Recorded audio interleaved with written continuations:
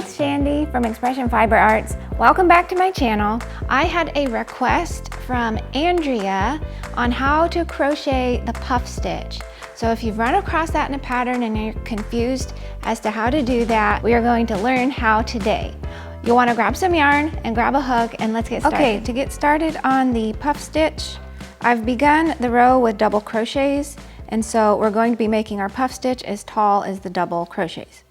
All right, start with a yarn over and insert into your stitch. I'm just going to work between these two puff stitches.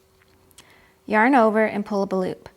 Now you want to pull that up so that it's the same height as your double crochets, and I like to do it a little extra and kind of lean it towards your right hand to make sure it stays tall enough. Yarn over again, wrap it through the stitch, yarn over, pull up another big loop, and one more time. Yarn over, insert into your stitch, yarn over, pull through, yarn over and pull through all 7 loops on your hook. And that is your puff stitch. You start with a yarn over, insert into your next stitch, yarn over, pull up a loop, pull a little more than you think and lean it back towards your right hand, yarn over, insert into your stitch, yarn over, pull back through your stitch and pull it up to the right height.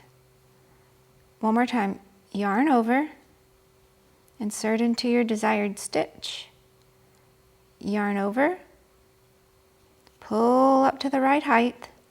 You have 7 loops on your hook, so you yarn over, pull through all 7 loops, and remember to always finish with another chain.